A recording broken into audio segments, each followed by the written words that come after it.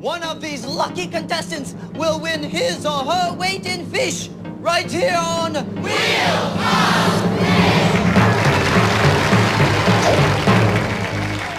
Okay, let's play the game. We start with yesterday's winner, Miss Phyllis Weaver. Are you ready, Weaver? I sure am, Cooney. Okay, you get over there and spin the wheel of fish. Go ahead, give it a big spin.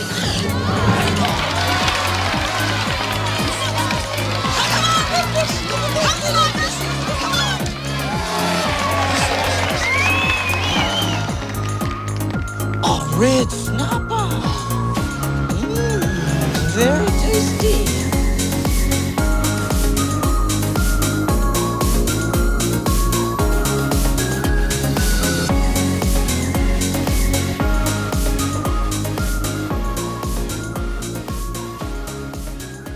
Welcome to part 2 of our exploration into all things seafood, which also examines all things related to fishing and the oceanic ecosystem.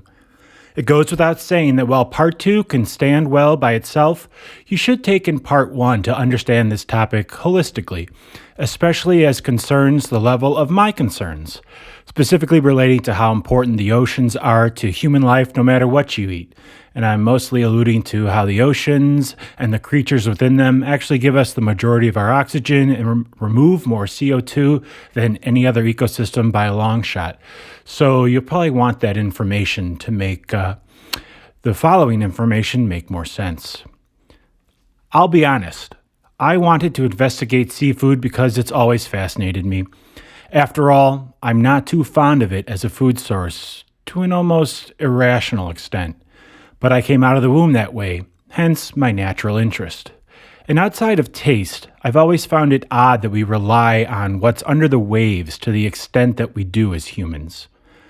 I remember the distinct feeling when I first went scuba diving, thinking, okay, this is another universe. It's their universe. And it seems to make it clear that we don't do well within it. It's not for us.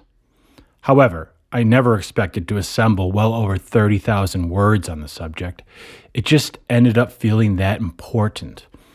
It is that important. And hey, if Andrew Huberman can talk for 3 hours about caffeine and people love it, maybe I can explore seafood for just as long and people will enjoy it as well. Another thing, I realize now that initially I almost subconsciously wanted to write a piece that countered my somewhat odd gut feeling on this subject. I didn't want to write from a place of feeling. I imagined being accused of just asserting my own biases. Well, I didn't write from a place of feeling. I did extensive research and even more thinking and obviously writing on the subject. But accusations be damned, my gut feeling was valid. We find ourselves in a scary situation without anyone talking about it. Not enough, at least. Excuse the language, but us humans are raping this ecosystem and in more ways than one. However, please know that that's not all that this episode is about. I will examine actionable information concerning the most popular types of fish eaten in the Western world, as well as types of sushi. We'll look at their positive and negative health attributes, sustainability, and how to purchase the best of each species. So worry not, all you seafood lovers. This has plenty of useful information for you. We're also going to take a look at the nutritional profile of fish in general, different types of ocean pollution, and explore what is happening with plastic and all of its implications. Thank you for your time and attention. As always, it would be very helpful if you subscribe to the show wherever you listen to podcasts. Give it a like or good rating, a comment. That would be really helpful. And of course, if you enjoy it, tell someone else about it. And be sure to check out the other episodes because if learning about seafood isn't your thing, I explore a multitude of subjects. Remedial means I try to make it accessible for anyone. Polymath means we explore a variety of subjects. Again, thank you, and let's dive in.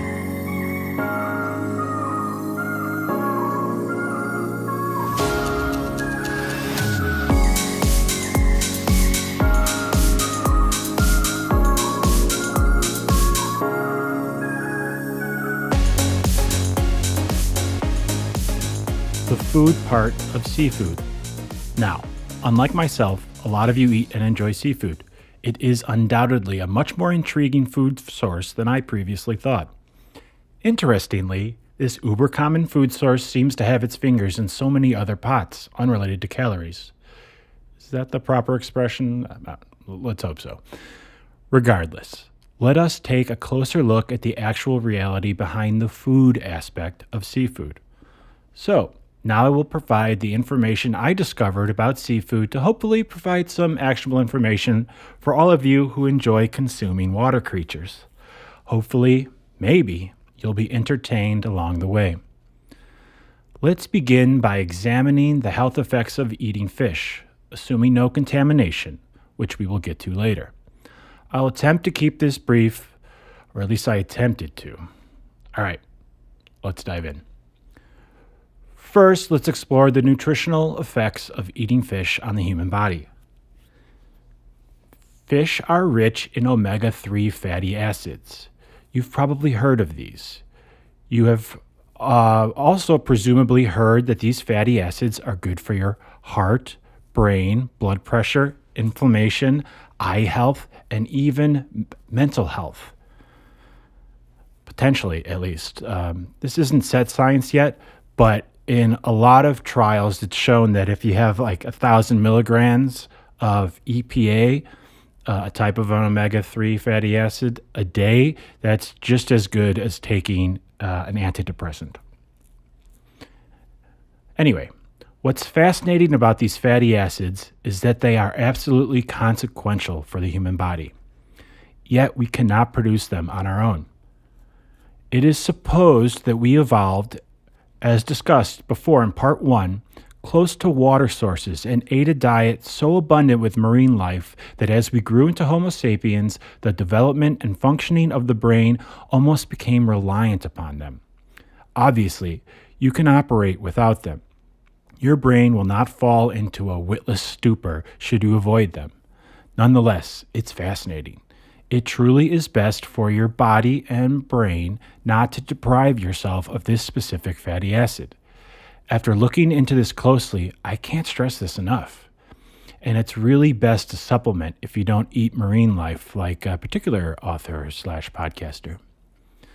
Another fascinating tidbit is that one doesn't need fish to create fish oil, as it actually originates not within fish but within marine algae. Somehow that makes it even more odder that human brains like it to the extent that they do. Regardless, krill and plankton feed on said algae. Small fish eat them, bigger fish eat the smaller fish, and so on.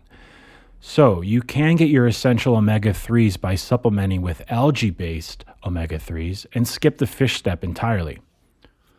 This point is very noteworthy, and we're lucky it is so. It is something to keep in mind when we discuss the future of fish in a little bit. Either way, it is a wild reminder of the strange interconnectedness of life on our planet that our bodies and brains seem to crave a fatty acid that originates from an algae living in an environment that we don't. It's borderline trippy. While you could eat some land-based foods to gain a bit of omega-3s, you'd have to go out of your way to get the appropriate amounts. It's just easier to supplement. Honestly, omega-3s are the best, and with certain eyes, the only health argument for eating a seafood-laden diet. It's bizarre how much they can benefit the human body, which lives entirely on land. Forgive me for harping on this, but it sincerely took me by surprise. As we evolved and our brains grew, it seems that we required more omega-3s daily for optimal health. The daily DHA, which is a type of omega-3 fatty acid, requirements would be 110 milligrams for Homo habilis, 160 milligrams for Homo erectus, 275 milligrams for Homo sapiens, and 310 milligrams for Homo neanderthalis. That's right. Neanderthals require even more than we do, meaning they had bigger brains than us. It makes one wonder how we could run them out of existence, right? Maybe they weren't the simple grunts we usually conceptualize them as. It is bewitching, to my brain at least, to ponder upon the extent to which meat and these fatty acids played a part in the evolution of humans. We wouldn't be what we are without them. Plants wouldn't have gotten us here. At first glance, it doesn't make sense when you remember from school that we evolved on the African savannas and before that the jungles, to put it incredibly simply. Why and how could we be so reliant on these fatty acids? Well, a proposed answer to that riddle may surprise you. We may have gotten it from scavenging the remains of animals, probably more from ones that had died in a manner other than being hunted, at least by humans. We would have eaten what nature or larger prey or vultures left for us, primarily animal brains and bone marrow. Because we had crude tools and knew how to smash bones and skulls open, and eventually how to even cook these foods, this is what we ate. It would have been an available food source that didn't require the skills or dangers of hunting down live prey. It turns out that marrow and the brain are rich in nutrients, including DHA, an omega-3. Our brains, in turn, treasured this food source and, in essence, became reliant upon it. It seems to have helped fuel the ridiculously rapid growth of our brains, which is one of the most bizarre aspects of human evolution. Marine life would then play a more significant part in fulfilling this need as we evolved, became more intelligent, learned to fish, and relied less on eating like bone-smashing vultures. One can get lost in the details here. What's important is that this DHA molecule is not only essential historically, but it is also quite beneficial currently for us all. It is remarkable to learn how it played into our evolution and how influential it still is, from birth until death. Please supplement if you don't eat fish regularly, or brain or bone marrow for that matter. And if you have children, please ensure that they get enough of it into their growing brains. This research has changed this author's understanding of this vital molecule, and I make sure that my kids supplement with it every day. Before I forget, I have to have a moment of shameless self-promotion. I do have a Patreon at patreon.com/remedialpolymath. I would love if you became a member there, even just a cup of coffee's worth of investment a month, and that would go a long way towards helping me create a day job out of this endeavor. Obviously, you'll be able to listen to all the episodes there, and I'm going to create perks for all the members. You'll definitely have access to all the music that I create. There's a unique song for each episode, if you haven't noticed. Members will be able to either vote or just suggest topic ideas for future episodes. And then I'm also open for a discussion about what else can be provided. So I just wanted to let you know about that. And if you can join and become a member, that would be amazing. Okay, thank you very much. Back to the show.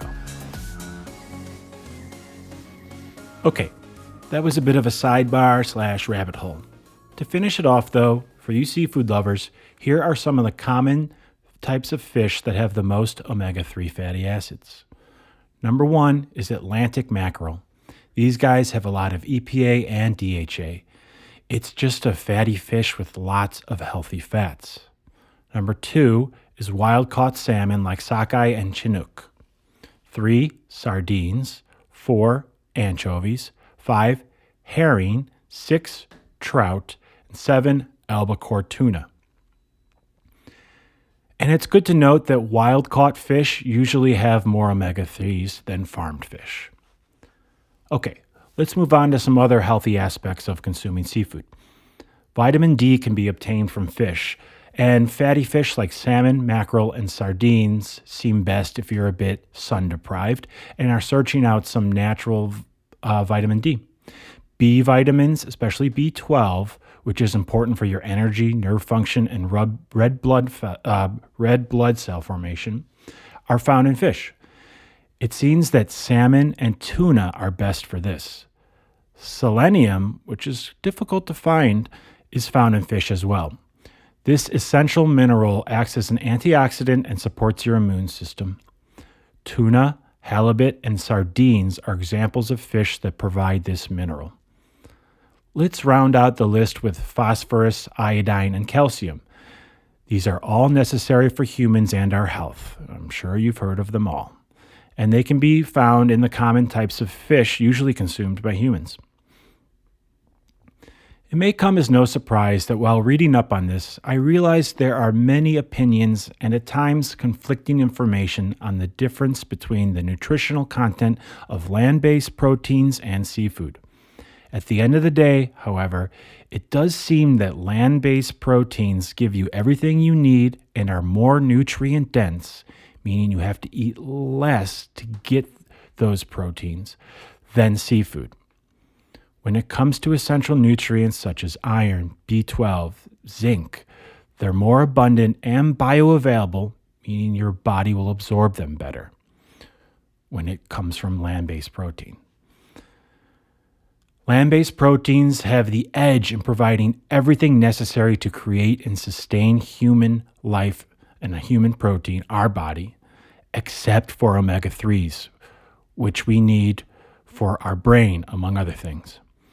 That is the big standout difference, and everyone would be better off being aware of that. Now, I know people will now complain about how fish is a great lean meat compared to land-based proteins, which makes it healthier for humans, and that this positive attribute needs to be discussed.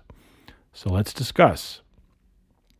You may not believe me that my opinion on this matter is unweighted, which I would understand but oppose. I cannot convince you now except to say I hope you think my ability to research is at least halfway decent. The quote-unquote lean meat argument is an overreach of an idea that smacks of old-school marketing and thinking. There are plenty of land-based protein options that are lean. Get leaner cuts, get a different animal, prepare it differently, get grass-fed, etc. There are many ways to make your land-based protein leaner. If it's important to you, search for lean meats like chicken, lamb, pork tenderloin, rabbit, venison, bison, turkey. The list goes on. But honestly, the whole leaner is better for you argument doesn't hold as much weight today. Pardon the pun. Fat is rarely your enemy, assuming you're preparing a home-cooked meal or you're at a nice restaurant. I'm not debating this question before you place an order at a drive-thru. Avoid processed carbs or sugar if you want the meal to be healthier. For most, that will have a much more significant effect on your health than the level of leanness of your protein source. If you still want to say the flesh of fish is superior for this reason, then please keep listening to what else comes along for the ride in that lean flesh. Could your brain and body survive well, omega-3 wise, on a land-based diet, even if you avoided marrow and brain? Of course. Our distant ancestors probably did the heavy lifting, getting us to the brain size we currently enjoy. I seem to have grown up just fine without the input of this fatty acid, despite the feelings of some around me. However, I certainly wish I had supplemented growing up, and hence why I'm ensuring my children are supplementing with omega-3 gummies. It's effortless to find vitamin gummies that contain it. Would humans have evolved into Homo sapiens as we did without access to seafood or omega-3s? We would have gotten there. It's not like you can't find these fatty acids in other land-based grains and nuts, for example. As I said before, omega-3s do exist in other food sources. But there's a good bet things would have gone differently on the margins, or maybe it just would have taken longer. Who knows? We can't say. even if I personally kind of just did. But it's all fascinating. And I'm just glad our ancestors did what had to be done to increase our brain size until we could, know to supplement if we wanted to. And there's good reason to want to, outside of personal taste. Because while I just listed off a bunch of the favorable compositions of seafood, in a way, I was steel manning eating seafood, at least when you don't have to for survival or for a healthy amount of protein intake. Please always keep that caveat in mind when considering what is said here. But for those of us in the developed, calorie, protein-soaked world, let's look at some of the, shall we say, unfriendly aspects of eating seafood. See, the impetus for exploring seafood in general comes from two things. One of them personal and one of them objective. As I've repeated ad nauseum, I can't stand seafood. That's the personal one. And we've gone over that in part 1 and in the intro. The other one is more objective and related to something I alluded to before as well. One reason eating from the realm of water puzzles me is that the oceans have been our garbage pits for the entire history of modern man. That's where we have, for most of history, felt okay just letting anything go. Plastics, oil, chemicals, heavy metals, agricultural runoff, sewage, wastewater, and occasionally even radioactive material. Actually, much more radioactive waste than you'd like to think about. When I looked into it, it's really surprising. All that goes into the ocean on purpose or by accident. And sadly, as we all know, it's often on purpose, or at least done in a way that is stoppable if we wanted to. The oceans are unfathomably large, vast, deep, and wide, but they are finite. It's so interesting that humans know how much we pollute these waters and then happily consume the animals that call those waters home. And it's the oceans. It's the original source of life. It's the majority of our planet. What happens in those waters affects our lives regardless of how immense they are. How are we so okay both slowly killing it off and yet eating its productions? Don't believe me? Let's look at some information about how we treat the home of the fish we eat. I won't spend too much time on the stats here. This could be an episode in and of itself. Let's just touch upon what we know undoubtedly. When you think of ocean pollution, many of us will first think of oil spills. It makes sense. Personally, I grew up seeing images of cute animals awash in oil after major spills. This oceanic pollution was very much put into our psyche through popular media. It certainly creates visceral images. However, those headline-grabbing spills account for just 12% of the oil in our oceans. It is estimated that 2 to 3 times as much oil is carried out to sea via runoff from our roads, rivers, and drain pipes alone. That statistic seemed wild to me when I first read it. But it makes sense once you think about it. That's always happening. Oil spills are once in a while. Oil pollution in the oceans can have several adverse effects on seafood and the humans who consume it. The chemicals in oil, such as polycyclic aromatic hydrocarbons, PAHs, and heavy metals can contaminate marine life. When humans consume contaminated seafood, there is a risk of ingesting these harmful substances as well. It's important to remember these substances follow the rule of bioaccumulation. The contaminants may accumulate in the tissues of marine life over time, leading to higher concentrations as you move up the food chain. It is thought that seafood contaminated with oil pollutants can pose health risks to us humans, including cardiovascular issues and potential carcinogenic effects due to exposure to certain chemicals. There is also an economic impact to consider, as contamination can impact the fishing industry, as consumers may avoid seafood from affected areas, leading to financial losses for fishermen and related businesses. So the effect of oil pollution on marine life can be very regional. One must keep that in mind. But the overall picture isn't promising. And while it may be best to consider where your seafood is from, that's quite the task to ask of someone in the grocery store. And that's if you're even being told the truth to begin with. Another aspect of ocean pollution that many of us may think of is sewage water. That being the water that is heading away from homes and businesses. Now, there are two types of sewage, treated and untreated. In case you aren't aware, treated sewage undergoes a process to remove or reduce contaminants and pollutants. Treatment plants aim to remove the physical, chemical, and biological waste before that water is returned to nature in some manner. Untreated sewage is what you think, raw wastewater. In the West, essentially all wastewater is treated, except runoff water, which unfortunately goes straight back into nature. But it's still wastewater, treated or not, and we dump much of it in the U.S., if you're anywhere near the coast, into the ocean. Even a few spots are left that dump untreated wastewater back into the ocean. Should you not believe me, just do a Google for wastewater into the ocean in South Florida.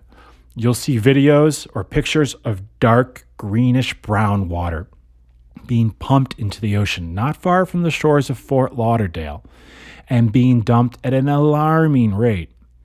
Some fish seem to line up to eat it, and it also feeds algae blooms and a lot of seaweed, as they like to feed off the wastewater.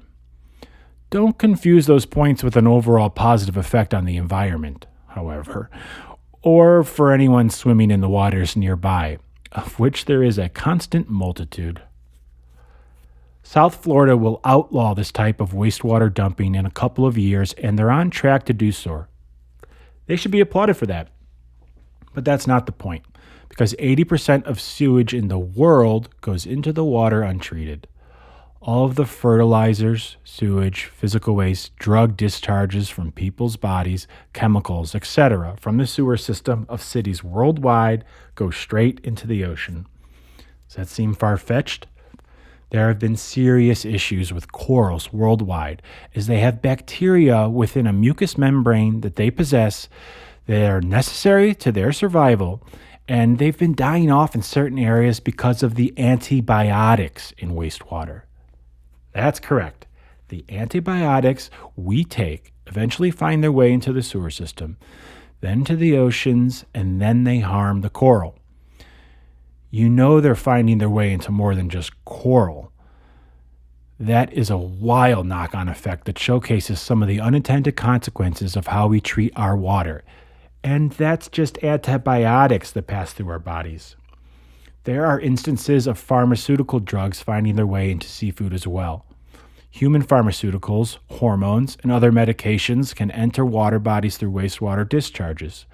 These substances may not be entirely removed during water treatment, even when done to the very best of our abilities. They're just too small. This leads to their presence in aquatic environments. Once in the water, aquatic organisms, including fish and shellfish, they can absorb these drugs. It really isn't that surprising. The phenomenon of pharmaceuticals in marine systems and their potential accumulation in seafood is an emerging area of concern in environmental and public health research. This research has identified traces of various pharmaceuticals in seafood in certain areas. However, because it's an emerging field of study, continued monitoring and research is needed to understand the potential implications for aquatic ecosystems and human consumers of seafood. So I don't really have any hard stats to relate at the moment, but there's a good chance there is some marine life out there either getting slightly high or experiencing a little bit of effects of Prozac. It's just an odd situation that can in no way be good. Too many problems result from our wastewater entering the oceans to list here. One poignant one, though, is that the wastewater and fertilizers from agricultural runoff can lead to massive algae blooms. Then the algae eventually die off and they take the oxygen and the water with it. All of the marine life has to leave the area when this happens. Locations where this happens are called dead zones, and we know of 148 of them worldwide. including a 7,728 square mile dead zone in the Gulf of Mexico. That is a number so large, it becomes hard to conceptualize. Again, this could be an episode all unto itself. We could explore all the shit, pardon the pun, we dump into the ocean. But this episode is about seafood. I mention all of this to highlight all the unnatural contaminants we toss into the interconnected stew that is our oceans. The interconnected stew that is home to most of the seafood eaten in the world. These contaminants affect our waters and make their way into all marine life. The pollutants make their way into the food chain from microbes to whales. Listen, animals on land also have their issues. This is not in doubt, but they can be separated from each other in a manner that's impossible to recreate in the oceans. It seems so obvious and almost frivolous to point out the difference. Still, it is crucial to remember how all marine life share the medium of their existence in a way land animals do not. Everything is shared within the salty water of our planet. It is what all the animals move through, breathe, and drink. There is no such thing as a garbage dump sealed away from its environment upon which you can eventually put a golf course. That doesn't exist in the oceans. Because it is so vast, we treat it as infinite. But the truth is, in a way, it is less extensive than the land because everything becomes diluted and it spreads out eventually. I don't mean to suggest that things cannot dilute to safe levels in some instances, such as the radioactive water near Fukushima. You don't have to worry about that should you live in California. I know many people did. You don't have to. However, for other substances that humans seem to toss into the seas collectively, it doesn't matter where you are or what marine life you eat. It's going to get in there. It's going to affect you. While researching this topic, I found it very interesting that while wastewater and dumping, illegal or legal, are well-documented problems, the ocean's plastic issue has repeatedly emerged. When I was doing my searching, I thought some sexier topics like radioactive materials or the dangerous chemicals might be discussed more. Yet, each website and organization that I looked at stresses first and foremost the amount of plastic in our oceans. And from some of the stats, you can see why. So, let's quickly touch upon it because these plastics make their way into the seafood people eat. Again, this could be its own episode. So let's explore some of the major highlights.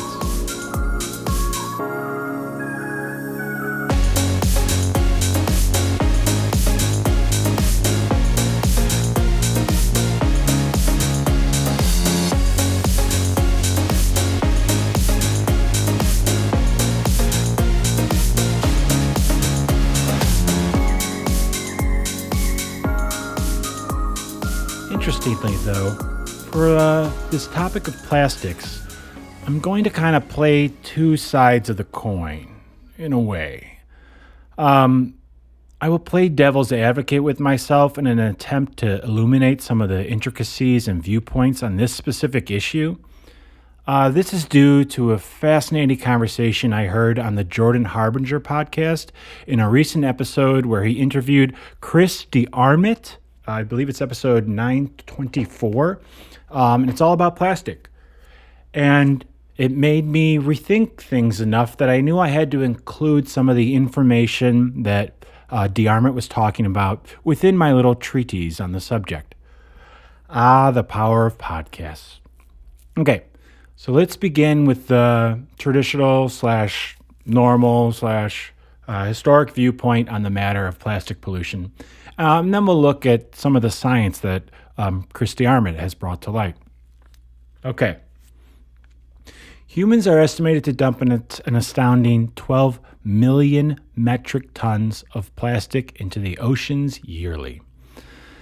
That's 1,000 kilograms of plastic waste dumped into the oceans 12,000 times each year. I could tell you that equals about 25 billion pounds, but numbers like these are almost useless as they are hard for the mind to understand. However, one site described it as equivalent to 100,000 blue whales being thrown into the ocean yearly. Should that help? Okay, another stat that's easier to comprehend is that by 2050, the plastic in the ocean will outweigh all marine life on the planet. I saw that prediction listed on numerous sites. That's a terrifying prediction, made even more head-scratching because it just considers plastic.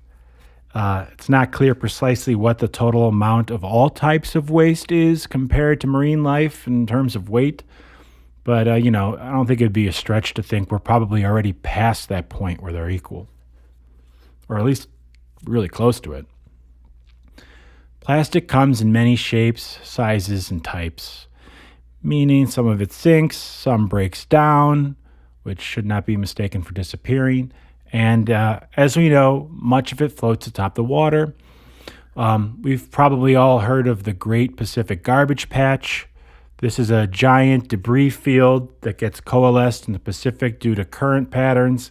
And it's primarily composed of plastic, that is the waste in it.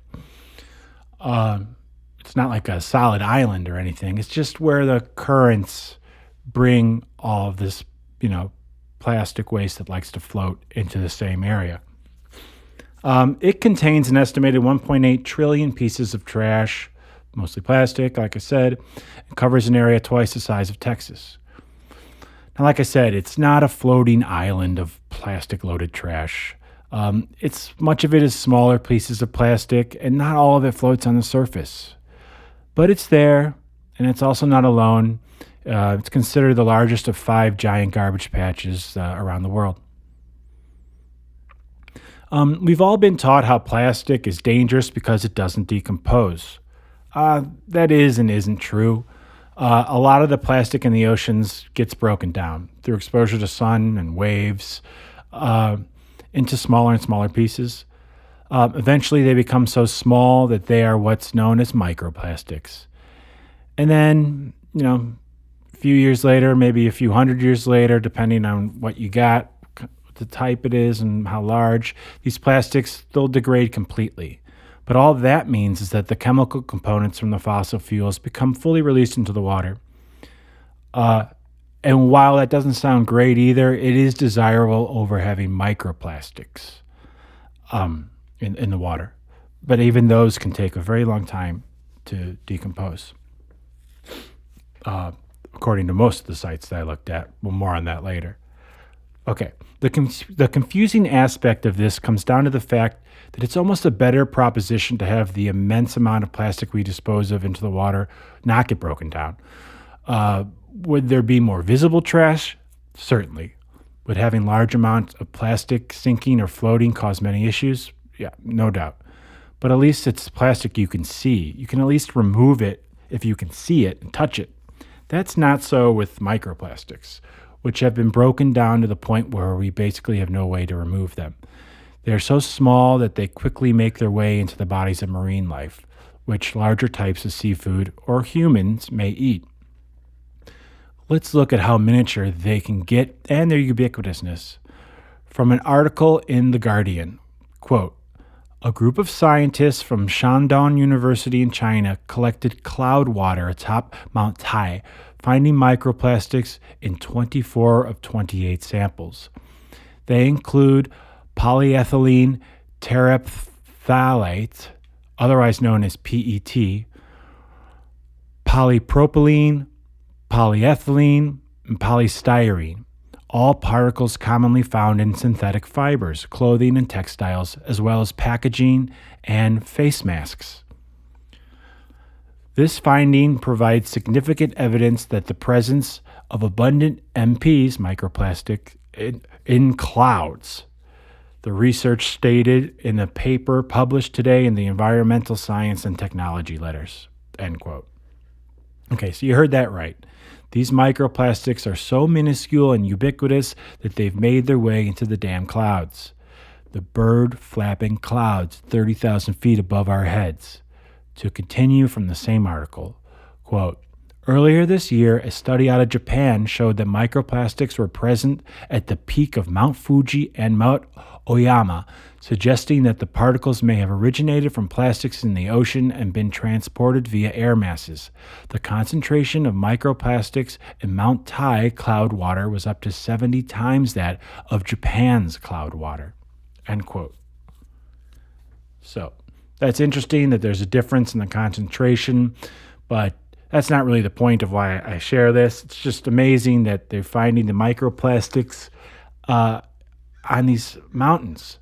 It's just fascinating because you think about it. So we throw trash into the river.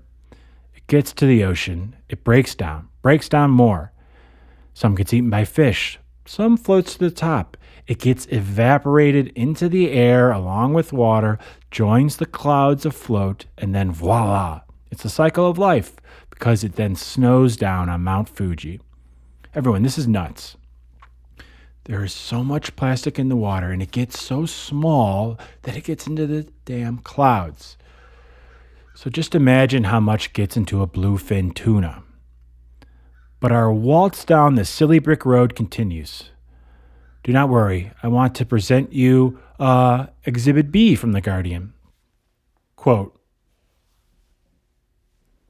microplastic pollution has been detected in human blood for the first time, with scientists finding the tiny particles in almost 80% of the people tested. The discovery shows the particles can travel around the body and may lodge in organs. The impact on health is as yet unknown, but researchers are concerned as microplastics cause damage to human cells in the laboratory, and air pollution particles are already known to enter the body and cause millions of early deaths a year. End quote. You can find the links to these articles for this episode at remedialpolymath.com.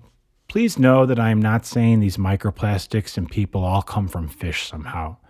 I must point out the obvious to say on episode topic here, so forgive the potential overreach. It's just more to prove a point about what we're up against here. The entire microplastic situation where we live irrevocably is genuinely disheartening and quasi-confusing. And while this is an issue we should attempt to fix, the die may be cast. It seems you can't entirely avoid these things regardless of your diet. So all I suggest is to think about what little extra you could be exposing yourself to when eating the creatures that swim in the waters from which the microplastics come. The oceans are just the microplastic world. It seems they won that battle. Microfibers, not to be outdone, are minuscule plasticized fibers that also pose their own risk. They are from the synthetic textiles that we wear and use. Ever wonder how moisture-wicking or sweat/water-resistant clothing works? It's due to these plasticized fibers. With each load of laundry, more than 700,000 synthetic microfibers are estimated to be washed into our waterways because most water treatment plants cannot remove them, no matter how modern they are. Like the pharmaceuticals in our water, they're just too tiny for even the most modern treatment plants to remove. Hopefully that will change one day, but we're not there yet. It is thought that 4 billion plastic microfibers exist for every square kilometer of water. Unlike cotton or wool, they don't break down and can have the same detrimental effect on any animal that accidentally eats them or eats another animal that has ingested them. Or, they at least don't break down very quickly. You can add a microfiber filter to the wastewater exit on your washing machines to address this. And from 2025 on, France will mandate this on all new washing machines just to address this issue. However, until countries with large enough markets to make manufacturers change their way in this regard, like the US, or the leading ocean polluters, like Indonesia, India, and China, until they make a similar mandate, one cannot help but think microfibers in the oceans are here to stay. But bravo, France, for doing the right thing. Exposure to these microplastics and plasticized microfibers puts harmful and unnatural chemicals into our bodies. we're really not even sure of all the health implications they could impose. They could be benign, which we're going to touch upon in a little bit, but we know it's not good. We are aware that they can cause inflammation and cellular damage, and they can affect one's GI system, and they can probably interfere with our endocrine system. They can peculiarly alter our hormone levels. Dr. Shanna Swan addresses these issues in her book, terrifyingly titled Countdown: How Our Modern World is Threatening Sperm Counts, Altering Male and Female Reproductive Development, and Imperiling the Future of the Human Race. Wow, what a title. In this book, she outlines how, in the last 40 years, male sperm counts have mysteriously dropped by 50%. Testosterone levels are also decreasing, and some troubling trends in utero reproductive organ development exist.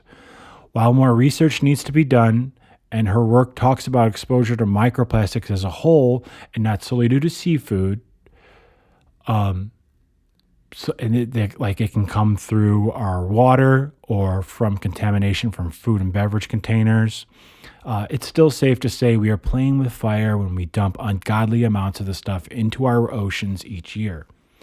In a world where Western birth rates are steadily declining, and in some instances, such as with China and Russia, falling off a cliff, the last thing we need is to alter nature so that human reproduction becomes more difficult.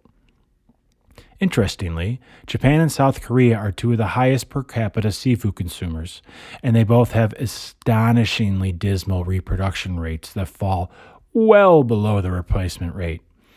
Okay, this is not to say their birth rates are because of the seafood. That is certainly not what is going on. I just say that to say it's an intriguing and unfortunate coincidence that should give one pause. When or if they ever try to thoroughly address that societal problem, and it is a problem, they might have to take a look at their seafood consumption. That is, of course, if there's any meaningful amount of seafood left when they do decide to address it. But I digress. Okay, now is when I have to point out the competing science concerning plastic pollution. DeArmit does not claim that it isn't a massive issue for the oceans or humans consuming the ocean's bounty, but it is relevant enough to be shared here. Okay, this information comes from Chris DeArmit's research in his book titled The Plastics Paradox: Facts for a Brighter Future. From listening to him explain himself on podcasts and reading through his material, I have to say that he genuinely does seem to back up his conclusions with robust scientific research from reputable resources.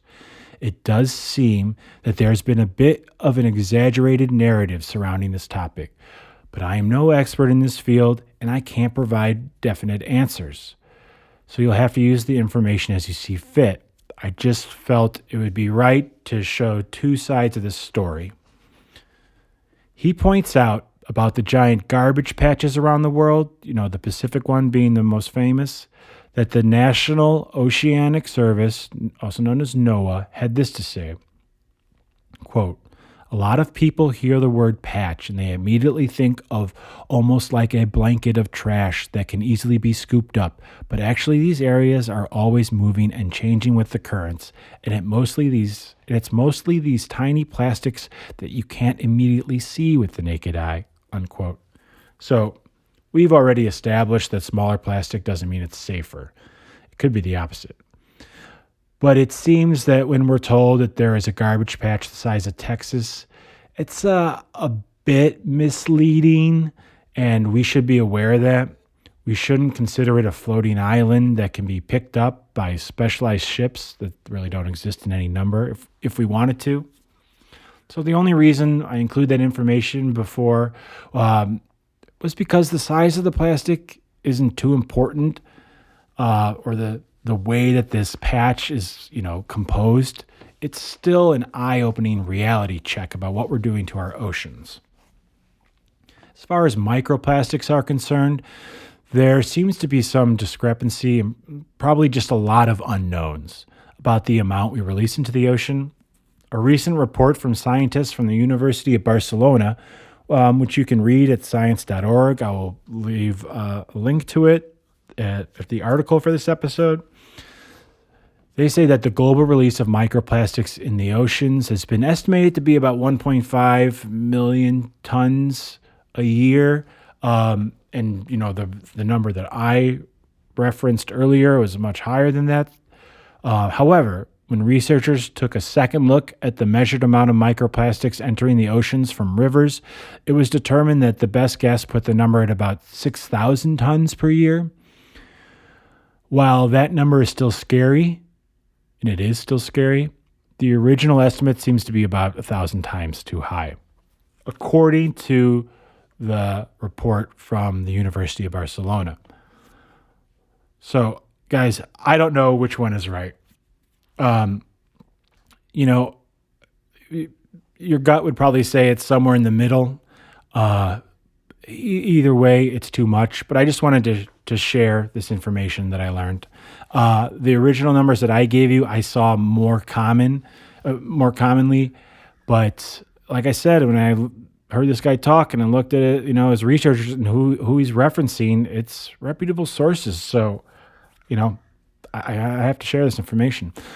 What about the prevalence and the toxicity of the microplastics? Well, in terms of prevalence, the picture is still perilous.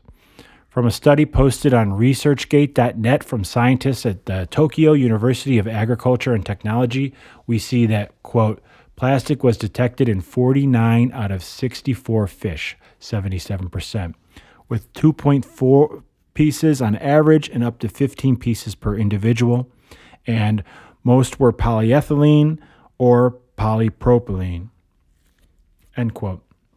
So, microplastic is undoubtedly making its way into the fish we consume. But does it matter? Is it toxic to us?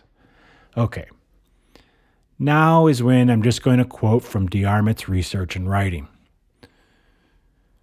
Quote, it is interesting to see that PE and PE are the main plastics. It should not be too surprising as they are the two most commonly used plastics, and they both float on water, making them more visible and more likely to be ingested by fish.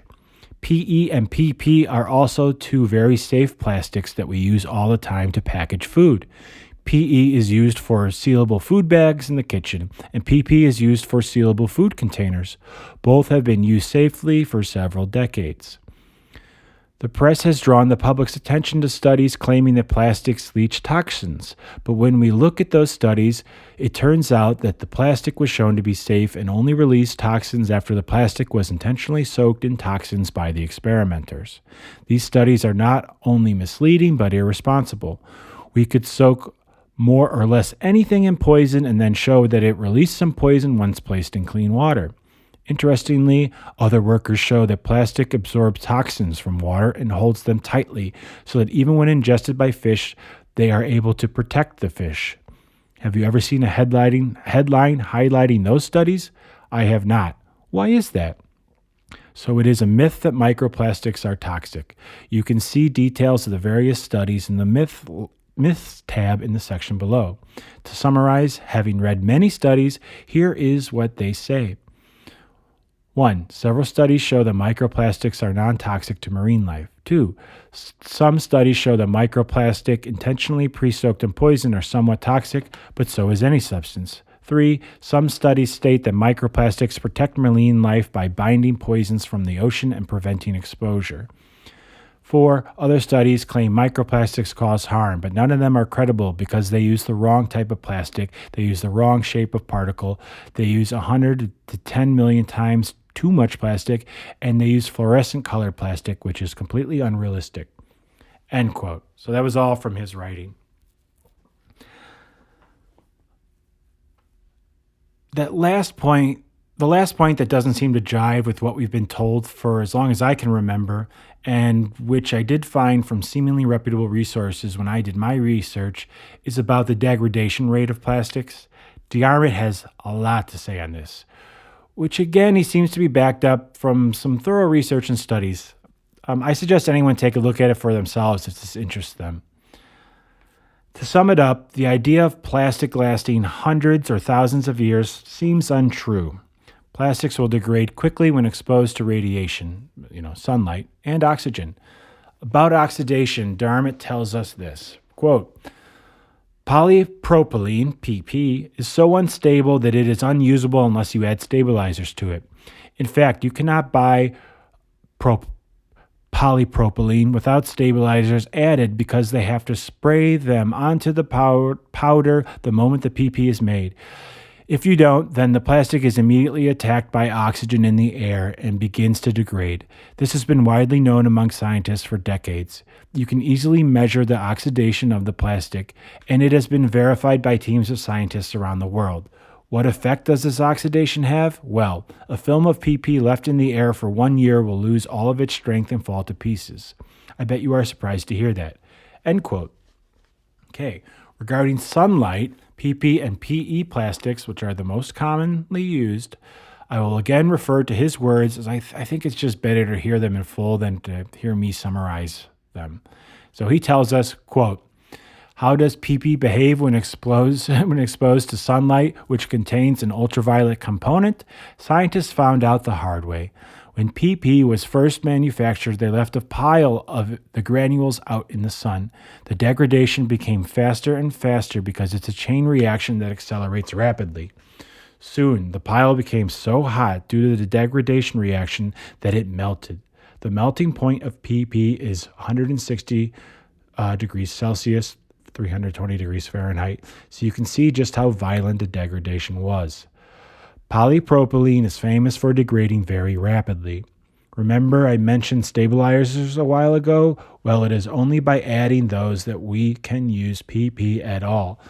By selecting the correct type and amount of stabilizers, we can install the chemistry that degrades PP and end up with parts that last years or even decades.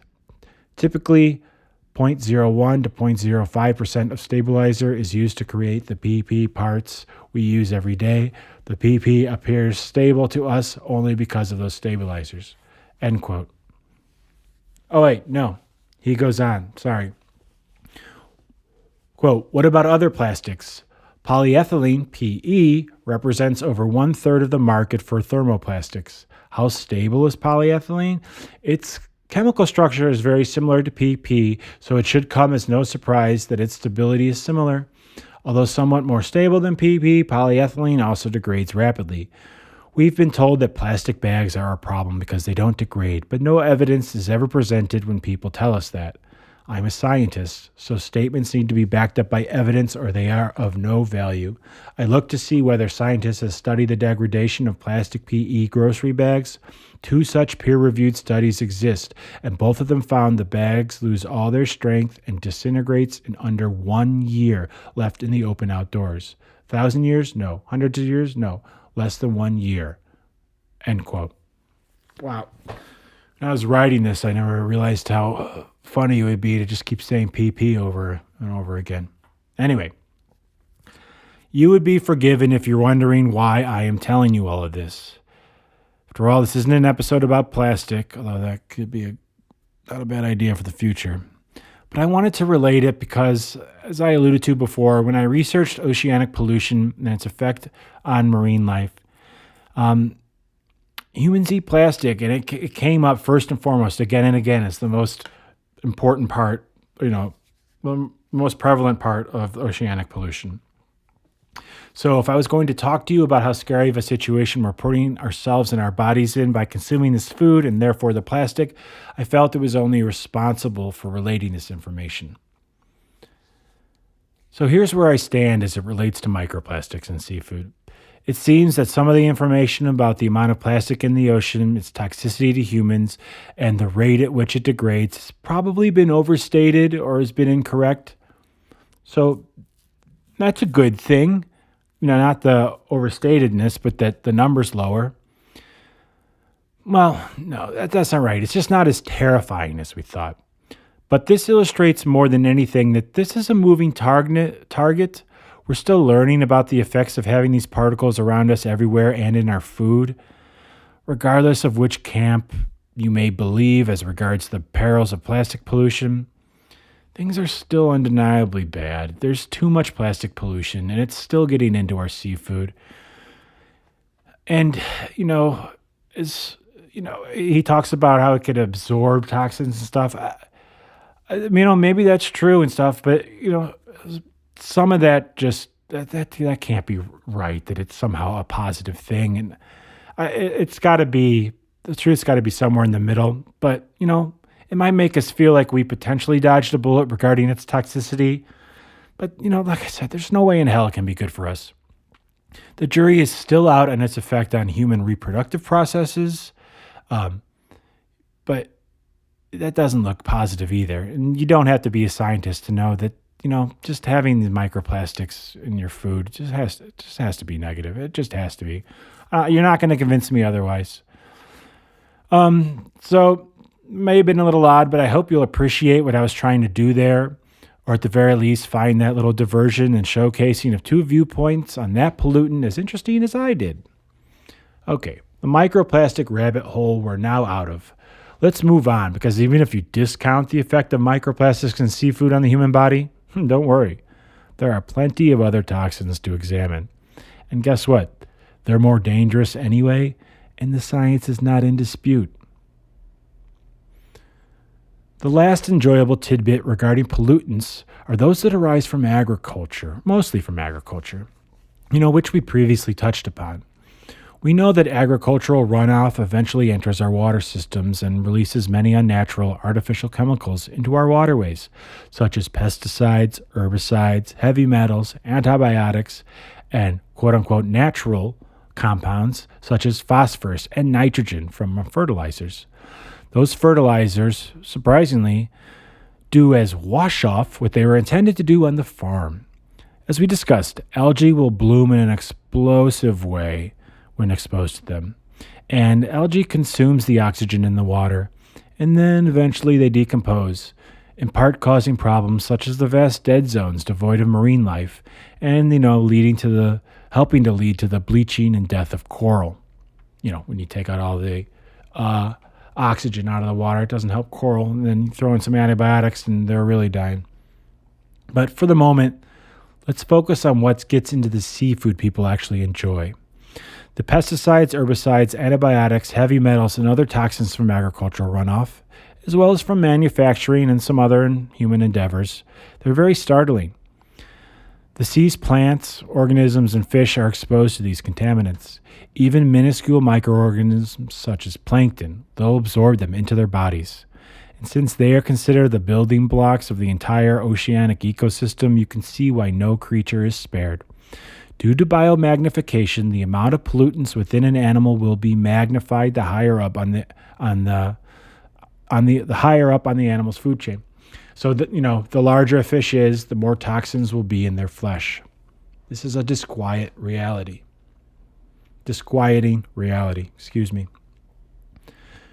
Shark meat was once consumed in oceanside cultures all around the world. Due to their place on the food chain, sharks are not eaten these days outside of for their fins, which are highly valued in many cultures and used in soups and curries. Oddly, though, there are just as many toxins in the fins as in the meat, and the preparation method of drying and boiling the fins actually increases the concentration of toxins. I've actually had shark fin soup. Sincerely, it tastes like nothing. It tastes like whatever you cook it in. What it really comes down to in these Asian cultures is that it's a flex to eat it, as it's highly valued and has cultural roots. It has zero nutritional value, no protein, no taste, yet plenty of toxins. I don't think it would be asking too much to place that tradition of killing sharks for their fins, put that on the chopping block. Other fish higher up on the food chain one needs to be worried about toxin-wise are swordfish, king mackerel, tilefish, and large tuna, such as albacore. I do want to take a moment and say that I sincerely did not intend this to be some masochistic exploration of everything we know about ocean pollution and its effect on ocean creatures, and then the humans that consume them. In fact, this initially was not included in the episode. I originally intended to look at fishing and seafood from a historical, practical, and everyday perspective that could reveal and benefit our land-based eating perspective. Sure, I felt that the health benefits had been overstated in society, And I had misgivings about such an important food source being a resource instead of a commodity, and a resource that existed in a polluted environment. But the more I learned, the more I understood that not only is the juice not worth the squeeze, but the squeeze's side effects are mind-numbing in their potential adverse effects. Okay, I sincerely apologize for being a broken record. However, I genuinely feel that people need to hear this song. Listening just once doesn't seem to do the trick. And here's another thing. Finding out that we don't currently treat our oceans well is no surprise. I'm under no illusion that I am catching people off guard by relating that information. I remember learning about this in Miss Goff's second grade Earth Club way back in the 90s. We all seen the images of rivers of plastic trash making their way to the sea with barely any actual water still visible. We all know that we've treated the ocean like it's simultaneously an inexhaustible black hole of a garbage dump, as well as a limitless grocery store, errantly acting like they're too large, too vast, and too deep to be irrevocably harmed by what us humans are doing on land. We all know we've collectively effed up at some level. Somehow, though, we've become numb to this. We've seen for too long that it's just life these days, or we doubt the veracity of the assertions. And I promise you, I understand that sentiment as well. I mean, just look at the thing I had to go through about plastics. Sometimes you just don't know if what you're hearing is the truth or if it's up to date or, what the intent of people are. I remember being told in that very same second grade Earth Club that we'd run out of space for garbage dumps sometime around 10 years ago. That certainly never happened and was a complete mistake. But with this issue, I think people end up feeling like, sure, the ocean and the life within it are hurting, but it's still at the store. How bad can it be? It's just another way humans are mistreating the world, but I don't live in the ocean and I have other food. Let's focus on electric cars and these heat waves and droughts first. But with driving animals to extinction, and we have a solid track record with that. And in case you haven't heard the first episode, this is larger than caring about the lives of water creatures. They're creatures within the oceans that guarantee that the entire ecosystems creates the most oxygen for us and sequesters the most CO2. Again, if you haven't heard that episode, please check it out to see what kind of fire we're playing with here. Here's the thing I need to stress. This is all worse than what you think or what I can communicate in a podcast or an article. The amount of distressing information found upon researching this topic is an order of magnitude larger than what has even been hinted at here. Why is this such a hidden problem? There are a couple of factors at play. Many feel this issue is primarily caused by far-off people in the quote-unquote global south, not a prevalent close-to-home issue. Sure, there is truth in that it is estimated that 90% of all plastic waste comes from 10 rivers, 8 of which are in Asia. The Ganges and the Yangtze stand out as quite horrible in this regard. Some people are more bad actors than others when it comes to oceanic pollution. At the end of the day, however, we're all guilty here. We're all capable of helping change things as well. We must fight the out of sight, out of mind human tendency. Like the oceans, this can seem like such a massive and amorphous issue that learning the details of the situation is an exercise in futility. We must push back against that. Like air pollution, what happens in our oceans happens to everyone. It's a shared system. It's tempting to say it's a system we share with marine life, but it's not. We force ourselves, our appetites, our greed, our waste upon that system. Then we still decide to look at that system to fill our menus. Okay, rant over, or at least paused. Now it is time to be more practical. Instead of filling our heads with overwhelming and scary information, why don't we move on to some actionable information about commonly eaten types of seafood? It only makes sense to look at what we should know about their implications for our health and the future of each species, and possibly what we can do to help our sea friends. To do that, we must first examine the 2 types of fish one can buy, not by species, but by how they are raised and caught. One way is the obvious, and for the sake of this argument, simple. Wild-caught fish. The other is more nuanced and less known about by the general public. Farmed fish. Understanding the difference is paramount to understanding the health implications of different fish types and what people should or even can do to improve the scary situation. It is essential to acknowledge and understand the differences between fresh and farmed fish to understand better the difference between the most popular types of fish used for food. Wild-caught fish, or, I'll often just say fresh fish here, although, farmed fish can be fresh. All right, our fresh fish, as we'll call it for this section, is what it sounds like.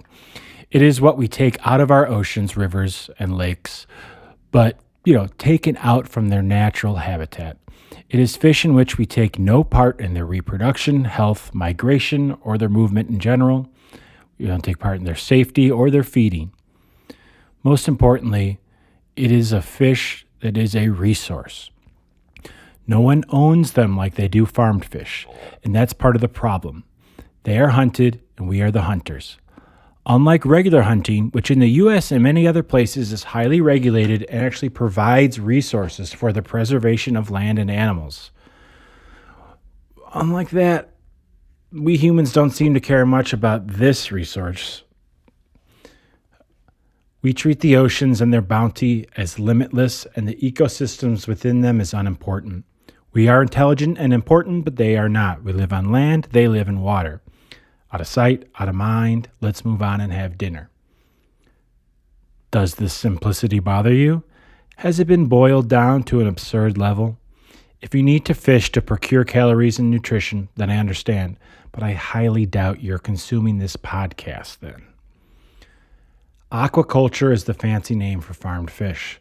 It is when fish are raised in controlled environments such as ponds, tanks, and floating cages.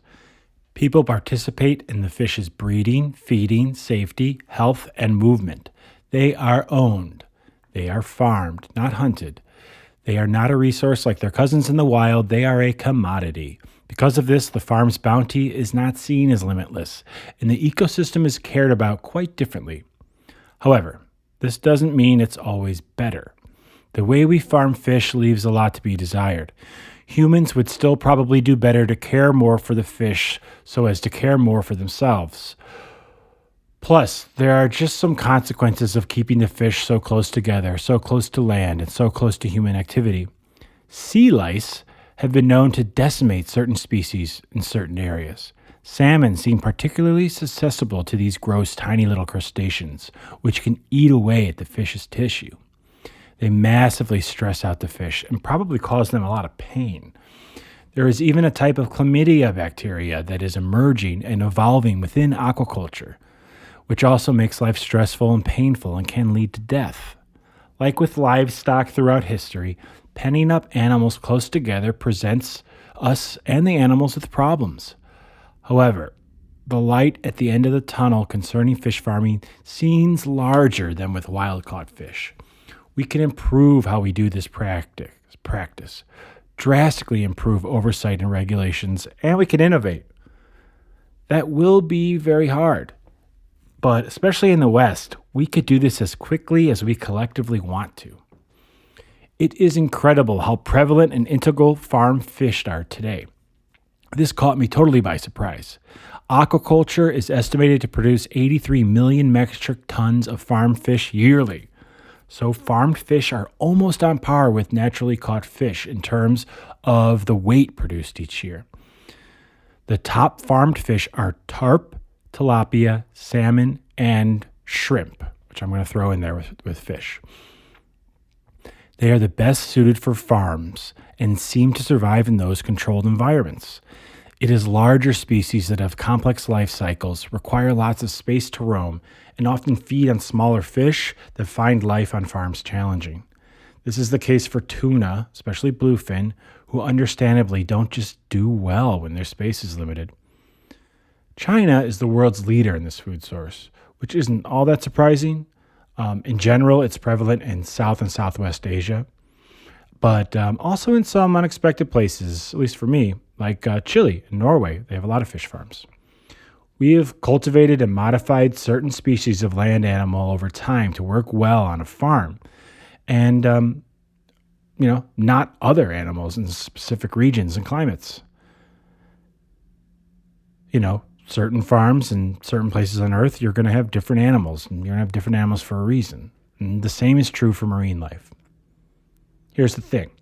Like livestock raised on large farms, farmed fish have a very different diets than what would be found in nature. This includes various pellets, flakes, and just in general, very formulated diets. The feed is often whatever is cheapest and locally available. Like livestock, the fish are often fed, on purpose or otherwise, antibiotics, hormones, and they have exposure to pesticides and other pollutants. Factory farms often have to compensate for the living situation their animals are in by pumping them full of antibiotics, hormones, and the like. And when you contain fish in a small area, similar needs arise as they have an unusual amount of contact with each other and each other's excrement and all that. When determining if there was a clear health difference for humans regarding farmed versus fresh fish, especially in the West, it really wasn't easy to get a clear answer. At certain times in certain places for certain species, farmed fish will have more contaminants and fewer omega-3s. In other instances, the complete opposite seems true. This is especially true as concerns mercury. For tilapia, it appears that farmed fish have noticeably lower levels of mercury, and their controlled environment is a plus. That was often true for other species as well, and certainly seems more true in the West, with farmed fish, that is, than in China, especially near urban areas. It was interesting to see that, at least in the West, the argument of the health benefits and risk between farm and fresh fish seems to be a wash.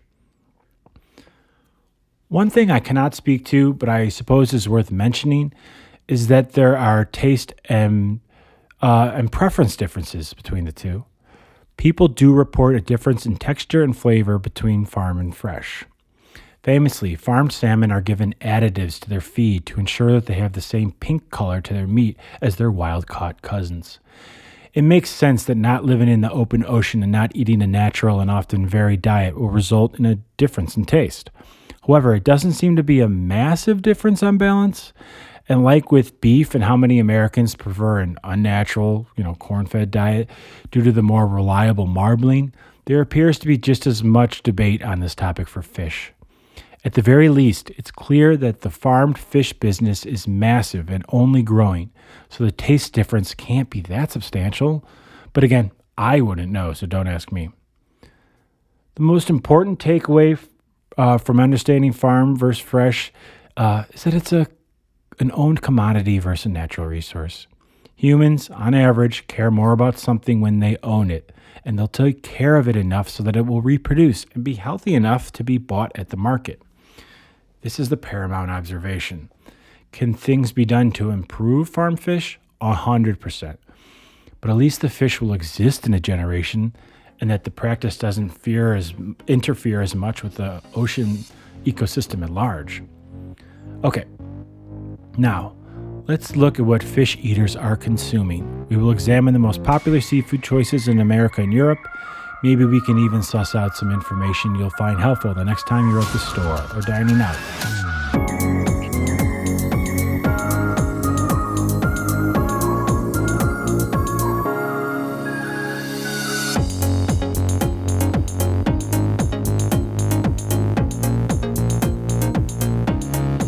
Tuna, the big kahuna, chicken of the sea. Tuna is highly praised for its taste and texture.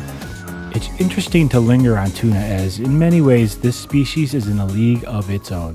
Bluefin tuna is the most highly praised and sought-after type, not just of tuna, but of fish. They indeed are remarkable creatures. They travel in packs and are voracious hunters. In a statistic worthy of a double take, some tuna can weigh as much as 2,000 pounds, swim over 40 miles per hour, and migrate great distances, with some routinely traveling from the Gulf Coast of America to Europe and back, depending on whether they're focused on eating or breeding. People may call them the chicken of the sea, but with size and speed like that, they seem more like the stallions of the sea. Bluefin tuna are interesting because only 5% of them are currently of age to reproduce. The other 95% are too small and young. This is due to overfishing. 96% of the bluefin tuna stock is essentially gone. The amount of bluefin tuna that can reproduce right now is beyond slim. They are in an emergency. Remember, these can't be farmed. So if we don't stop our ways, bluefin tuna and not long after, the other types of this majestic animal will go the way of the dodo bird. So if your kids enjoy this fish, maybe you should let them try some now, as it may not be an option when they're older, but just once. After that, I suggest not supporting any business associated with hunting tuna. The massive reduction in supply, one would think, may hamper demand or lead to strong regulations. Not so with bluefin, though. Especially not for the Japanese, where recently a 612-pound bluefin catch was sold for an eye-watering $3.1 million. My God. It's evident market pressures won't make this change for us. We need to undergo a change of heart and actions. Tuna, because they are large predators high up on the food chain, have significant exposure to toxins such as PCBs and mercury in particular. Outside of sharks, which nowadays aren't supposed to be eaten at all, no matter the type or location, due to their high levels of toxins, tuna is one of the most infected species regarding heavy metals and other contaminants. Should you be pregnant or have young children or infants under your care, you should steer clear of this food source. Ingesting too much mercury isn't pretty. It can lead to neurological and developmental issues. Remember the expression Mad Hatter? Yeah, those people went crazy from the mercury they used to line hats with back in the day. Conversely, tuna is very high in healthy protein, has ample omega-3s, and is rich in selenium, which is that trace mineral that's essential for human health. It has strong antioxidant properties, and it contains a form of glutathione, which is excellent for cell health, your liver mainly. Tuna is packed with essential minerals and is considered awesome for the heart. Because of its size, diet, and strength, tuna seems, to this untrained eye, to be similar to healthy livestock options in its positive health effects, with the bonus of omega-3s. It's a shame that we've both contaminated this animal and almost enjoyed it to extinction. Salmon, the silver bullet. No surprise, salmon is one of the most popular types of fish. They spend most of their lives in the oceans before famously making their way up rivers to procreate and die. Fish eaters should know that wild-caught salmon, much more so than other fish, are considered a healthier and tastier option, as they usually have much lower contamination issues than farm salmon and have better diets. The farm versions tend to contain PCBs and dioxins, which are carcinogenic and have toxic effects on the immune, reproductive, and nervous system. While it is not as stark as tuna, there are certainly overfishing concerns, especially those that migrate to spawn in freshwater rivers. Thankfully, illegal fishing of salmon doesn't appear to be as common a problem. If that holds, there may be a chance, with the proper oversight, of getting salmon numbers back up to a healthy level. And there could be changes made to how they're farmed, which could improve their taste and toxin issues. Of course, reducing the yearly haul of fresh-caught salmon would greatly help. Cod, the captain's delight. Cod is a versatile and popular fish. Interestingly, it played a significant role in shaping history and economies throughout the centuries. Known for its mild flavor and flaky texture, cod has been a staple in various cuisines worldwide. However, the story of cod is intertwined with a cautionary tale of overfishing. In the early days of European exploration, cod was abundant in the North Atlantic waters in the 17th and 18th centuries, particularly in the New England region.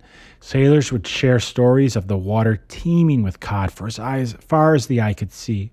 The demand for cod was so immense that it drove the rise of extensive fishing fleets, leading to the eventual collapse of cod populations in the region due to overfishing. Yet people would forget the lessons of the past and were due to repeat the mistakes. Again, the fishing industry collapsed in the 1970s. The fishing industry collapse in the 1970s, often referred to as the cod moratorium, was a significant event that profoundly impacted the economy and communities in Atlantic Canada, particularly in Newfoundland and Labrador, Canada. In that area, due to a belief that the cod were somehow inexhaustible, people relied on fishing as their primary source of income. Entire towns and regions depended on the income of the fishing industry. However, fishing technology advancements and increased fish demand led to stark overfishing. By the 1960s and 70s, the cod population had drastically decreased and the fishery was no longer sustainable. In 1992, the Canadian government took a drastic step to address the crisis by imposing a moratorium on cod fishing. This moratorium essentially banned cod fishing in the region, intending to allow time for the fish population to recover. The populations have improved, but never fully recovered from their previous heights. The same can be said for the economies of those communities. These historic examples serve as a reminder of the delicate balance between human consumption, marine ecosystem sustainability, and the absolute need for oversight. Left alone, the fishing industry, even in Canada, will fish until they can no longer.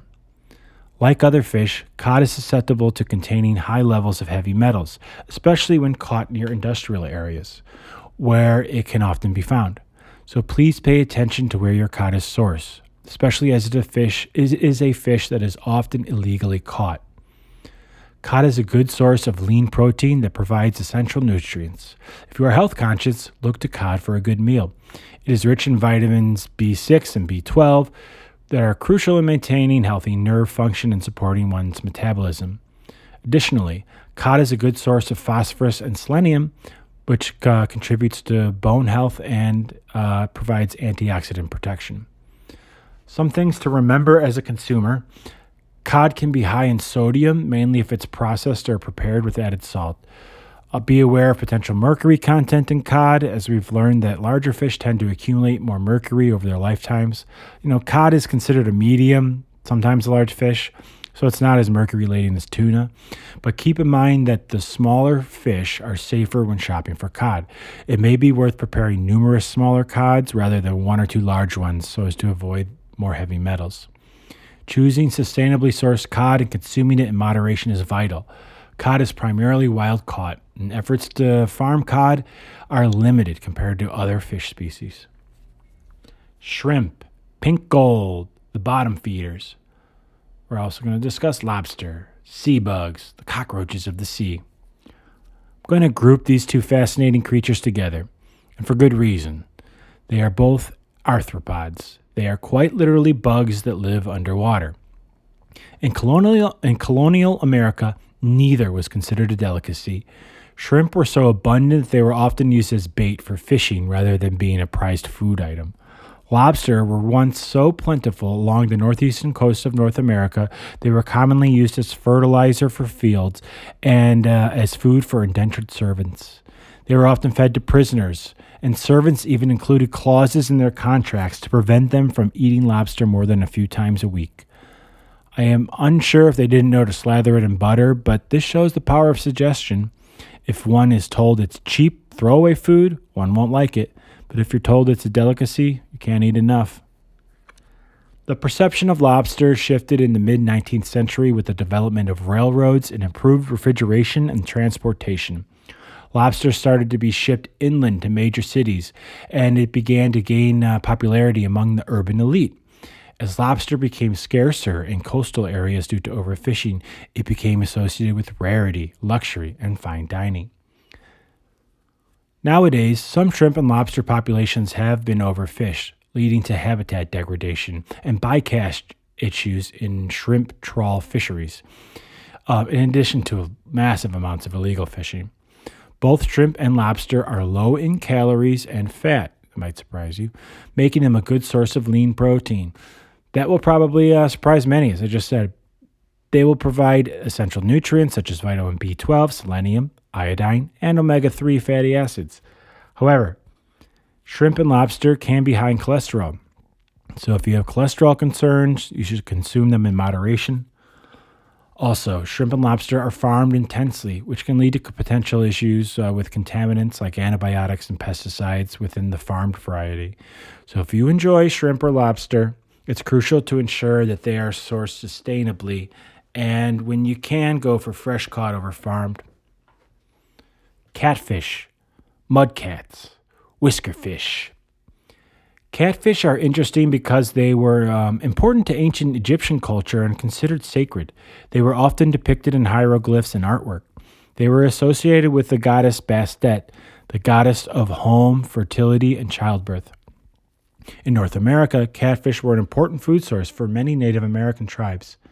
Now in America, catfish are a staple in the cuisine of various cultures, but especially in the South, where they are usually fried. In the mid-20th century, researchers and farmers began developing techniques to raise catfish in controlled environments. Catfish farming is now a significant industry in the United States, particularly in Mississippi, Alabama, and Arkansas. Noodling is a unique and daring tradition in which individuals catch catfish using their bare hands. This practice has a long history in some southern states, particularly in Oklahoma. Noodlers search underwater cavities and use their hands to catch catfish, often at the risk of bites and injuries. Catfish is a good source of lean protein, vital for building and repairing tissues in the body. It is low in saturated fat compared to some other types of meat. It's important to note that catfish contain omega-3 fatty acids like all other fish. Still, the levels are usually lower than those of more fatty fish like salmon or mackerel. Also, it is good to know that catfish generally have lower mercury levels than larger predatory fish like sharks, swordfish, and certain types of tuna. And they also live in fresh water. This makes it a safer option on balance. So those are some of the most popular types of fish in America. There are others, but one hopes you receive helpful information and some understanding of what to look for, at least for those species. There is another thing we should touch upon, sushi. It's so popular in the West, not to mention East Asia, that it's worth discussing all on its own. First, this is going to be a little testy, but let's be honest. The Japanese culture has one of the worst approaches to fishing ingrained into them. Apologies, it's the truth. Their approach is decimating fish populations worldwide, and them viewing dolphins and sharks as competition and therefore worthy of killing should make one pause when considering what to have for dinner and what companies to support. Please note that the EU and US are also guilty of overfishing practices. The Mediterranean is, by some estimates, the most overfished area on Earth. But I won't sugarcoat the realities here. Japan is unique in its ability to murder dolphins at an alarming rate and style that very often seems just to be plain entertainment. The annual dolphin hunt in Taiji, Japan, being the most well-known gross manifestation of this. Look up YouTube videos of this at your own peril. China, the world's largest seafood consumer, must also be pointed out. Their vulgar practice of murdering dizzying and reprehensible amounts of sharks only to cut off their dorsal fin to discard the remainder of the bodies of these essential animals so that they can have shark fin soup. It's scary stuff. Sorry, this episode is not about pointing fingers. This is a global problem. However, we need to be honest about what's happening out there. Those two cultures are decimating these vital, beautiful, ancient, intelligent creatures in a way that singularly threatens all of the ocean's ecosystems. Sharks are older than trees. Dolphins are possibly the second most intelligent creature on the planet, with languages, mind-boggling mental abilities, and playful dispositions. Shark fin soup isn't popular in the West, though. Sushi is, hence why I would like to inform you about it. I just couldn't learn about and not share those eye-watering practices that I just mentioned. Okay. Deep breath, back to the food. Eating raw fish, as commonly done in dishes like sushi and sashimi, comes with benefits, potential health considerations, comes with benefits as well as potential health considerations compared to eating, cooked fish. Preparing fish raw tends to preserve its nutrient content quite well, including the vitamins, minerals, and healthy omega-3 fatty acids, which can be lost a little bit during cooking. Some people find raw fish easier to digest than cooked fish, as cooking can alter the protein structure and make it harder for some people to tolerate. And of course, I'm told eating raw fish offers a distinct texture and taste experience that is often preferred. You should know that raw fish can contain parasites and bacteria that can be harmful if not properly handled, stored, or sourced from reputable suppliers. Entirely freezing fish to a specific temperature can help reduce the risks of parasites. So if you see a restaurant offering never frozen sushi, keep that in mind.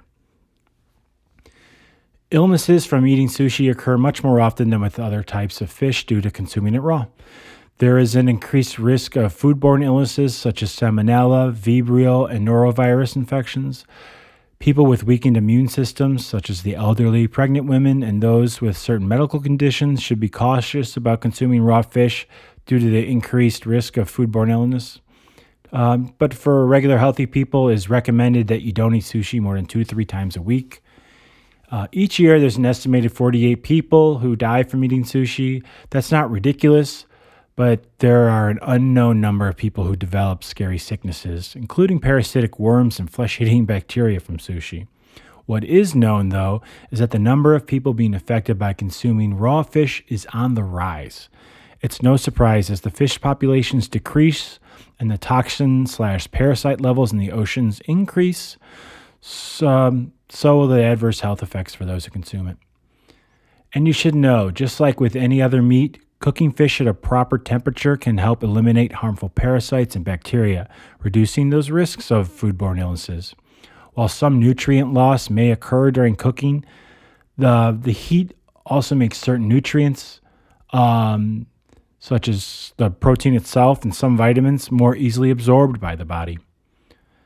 There are a handful of simple pieces of advice one can follow with sushi to minimize the effects of toxins.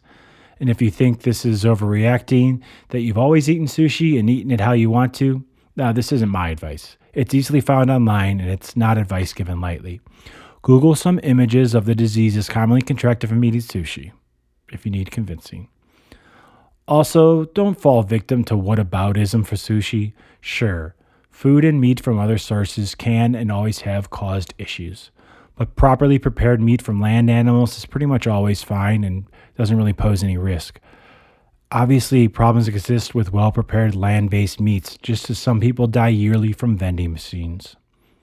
Sushi can be prepared perfectly, and it's still a much higher roll of the dice percentage-wise, and it pretty much always contains toxins.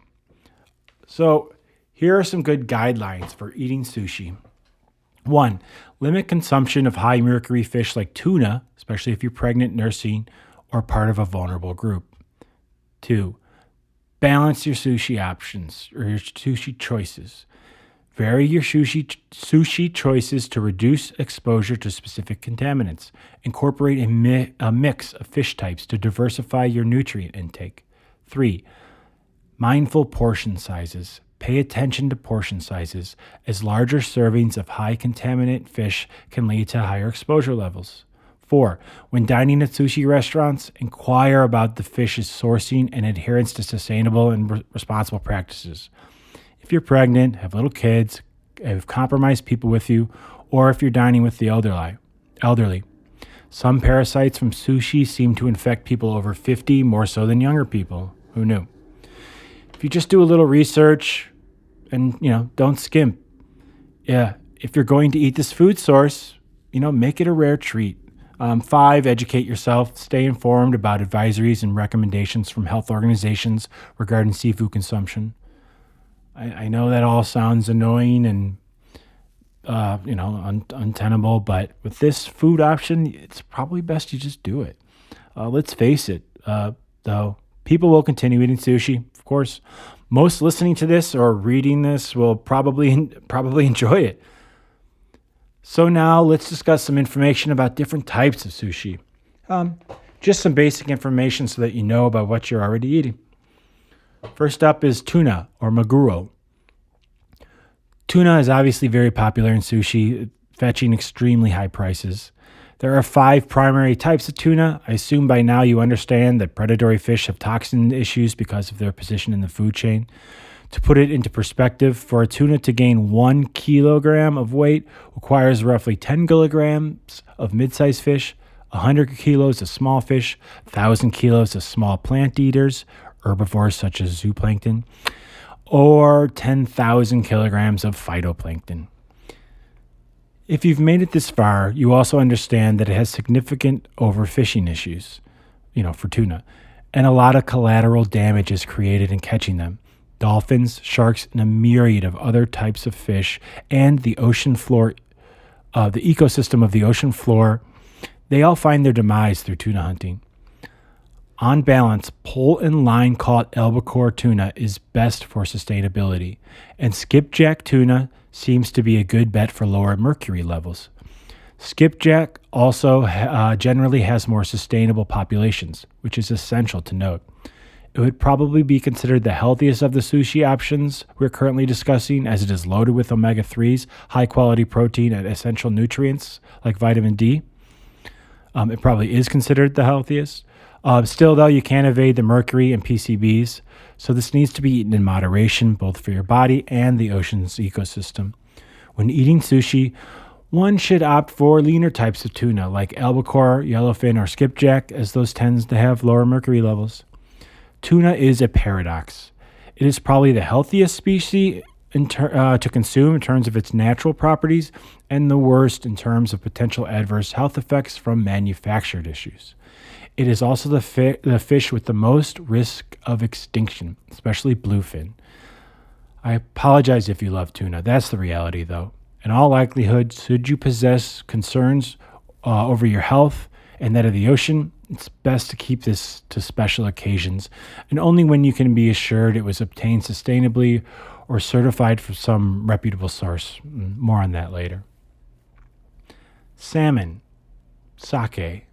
I don't know if it's pronounced sake or sake like the drink, but S-A-K-E. Salmon, like tuna, is considered pretty healthy in its natural form and can compete with tuna for the top spot, having the same health properties we've discussed often. When it is wild caught, it is considered one of the safest, relatively speaking, sushi items to eat, maybe being beaten by crab. Farm salmon, while being more sustainable, can have more PCBs. Interestingly, there is not much mercury concern for salmon sushi because of their diets. They eat tiny things, their habitat, and their lifespan. Try to order or buy salmon that is wild-caught Alaskan salmon. They're generally considered more sustainable and have fewer contaminants. Salmon is regarded as the most sustainable of these popular sushi options, and it is almost tied for the least negative health consequences. So salmon seems to be, relatively speaking, a better choice for your sushi order or your cooked fish order than other species. Yellowtail, hamachi. Yellowtail is again a predatory fish, so it can accumulate toxins easily, meaning moderation is likewise suggested. It is appreciated for its rich, fatty texture, and that fat is quite healthy in its natural state. For this reason, raw is more popular as the fat can be cooked away. But of course, some of the toxins would be too. Cooking yellowtail does help eliminate the potential pathogens and maybe a bit of the toxins, so keep that in mind if you want to eat it raw. You can find it from fisheries or wild caught. You're encouraged to ask your sushi restaurant where they source it and do some research. It's not as daunting as you may think, as you can just use your phone and the resources we'll cover soon to get an idea. I bring this up while speaking about yellowtail because of the need to enjoy it in moderation, as it doesn't have a reputation for that much as, say, tuna. When served as sushi, yellowtail is in the middle of the pack for positive health attributes. Not surprisingly, it's in the middle of the pack in terms of toxins when served raw as well. It's towards the end of the pack for sustainability. It's being overfished, just not as bad as tuna. Shrimp, or ebi. When shrimp is served in sushi, it is low in calories and a good source of protein. Still, of course, it can contain contaminants and high cholesterol levels. As it is so commonly fished, you should be aware of the excellent chance of contamination and antibiotics if it is farmed. Raw shrimp can carry parasites and bacteria that might be harmful when consumed, and they're usually killed when you cook shrimp. You should look for wild-caught shrimp that is certified sustainable, and if possible, avoid excessive fried or breaded preparations. If you want to eat a dish, this author would be scared to go try going for the amabi, a sweet shrimp served raw with its crispy fried head as a delightful garnish. It's interesting. Raw shrimp for sushi is low on the list for positive health effects and follows tuna and eel in terms of potential adverse health effects. It's in the middle of the pack in terms of sustainability. There are a lot of shrimp farms around the world. Some create environmental impacts, so always look for sustainable options when available. Eel, or unagi. Raw eel is high in fat and calories, providing a good energy source. However, some sushi preparations involve high sugar content and cooking methods that may affect its nutritional profile, so keep that in mind. It's last on our list for positive health effects and first on our list for potential adverse health effects. It can undoubtedly have elevated levels of mercury due to its position in the food chain. If you grill or broil it, you can reduce your mercury exposure, so, maybe order it that way. This is a dish you should consider a treat, not a regular option. It has more than the average fish's fear of extinction in nature. It depends on the particular species. Their sustainability varies, but it is an overall concern, hence why there are a lot of farms. Japan, Taiwan, and Europe are probably preferred regions or habitats for sourcing eel, as they have been at it for a long time and have some sustainability practices. Crab, or kani. Crab is interesting because it is popular in sushi restaurants, but usually cooked. There is also imitation crab, which can be minced cooked crab or a kind of fish paste mixed with fish or with minced fish seasoned to taste like cooked crab. Just know it contains additives and fillers. This practice comes down to cost and regional availability. Crab is usually low in fat and calories, high in protein, and is a good source of essential nutrients like B12 and selenium. Of course, when you get imitation crab, it often has processed ingredients and is of less nutritional value. It is lower in terms of positive health effects, with eel and shrimp being the lowest sushi option in that regard. To minimize the health impact, minimize dishes prepared with minimal added fats and sauces. However, it is the lowest of our options regarding potential adverse health effects, as crab don't seem to pick up as many contaminants as the other options. For sustainability, it is your best option, below only salmon. Blue crab from the Gulf of Mexico is considered a more sustainable option with well-managed populations. This information came up several times, so grab this crab if possible. Locally sourced crab in America or Europe is usually an intelligent way to go for your health. Just ask the waiter or a guy in the fish market about this. Dungeness crab, Dungeness crab from the U.S. West Coast is also considered well-managed and sustainable. It seems that wild-caught crab is better than farmed health-wise, as farmed tends to have slightly deeper toxin concerns, yet it's nothing outlandish. And if you get it from a good farm in a Western country, you should probably be okay. Mercury isn't too much of an issue either way, farmed or fresh. It seems that crab, when gotten from the right place and isn't imitation, isn't a bad option to get both in terms of health and sustainability. Okay, now let's examine some of the organizations and things to look out for that can help you make good seafood-related choices regarding sustainability and contamination issues. None of these are perfect. None of these are beyond repute, but you should be aware of these organizations' existence and what they claim to do. Using some internal input from some resource is better than nothing from nowhere. That's for sure. Okay. Number 1, the Monterey Bay Aquarium's Seafood Watch. The Seafood Watch provides science-based recommendations on seafood choices that are environmentally sustainable. They offer consumer guides, mobile apps, and an online database that rates different types of seafood based on their environmental impact. They also provide information about responsible fishing practices and aquaculture Their recommendations are widely trusted for their unbiased approach. That was the Monterey Bay Aquarium's Seafood Watch.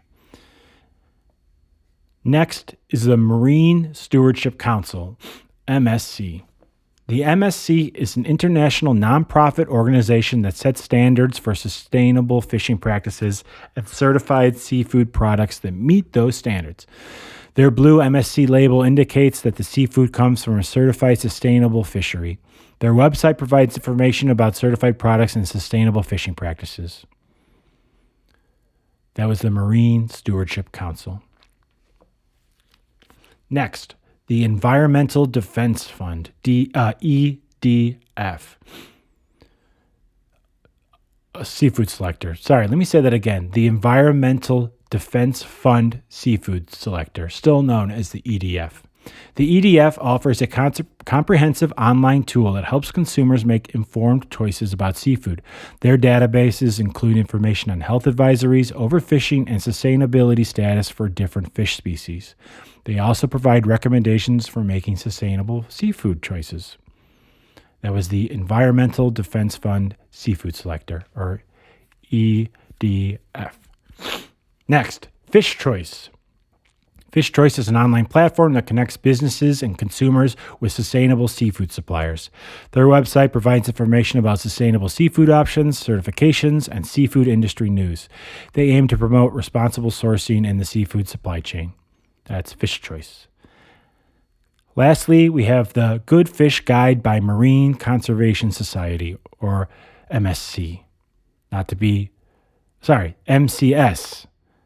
So that's the Good Fish Guide by Marine Conservation Society, MCS, not to be confused with the MSC, which we already discussed.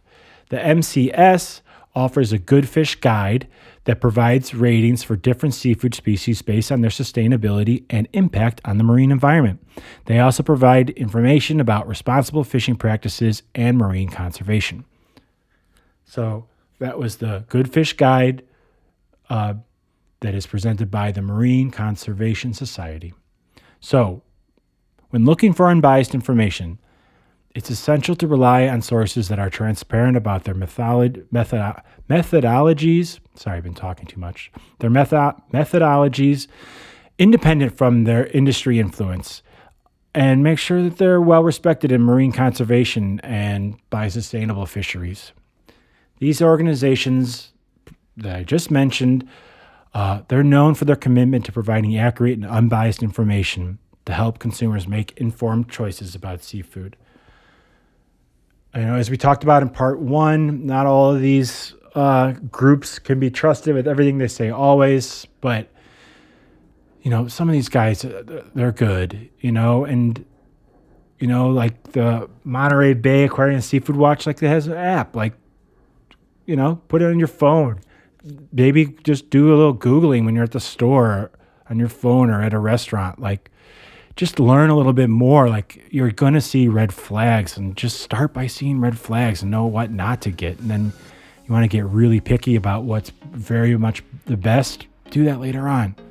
But, just do something. Okay. Well, that's the end of my main part of part 2 of our exploration of seafood. And now, move on to the conclusion.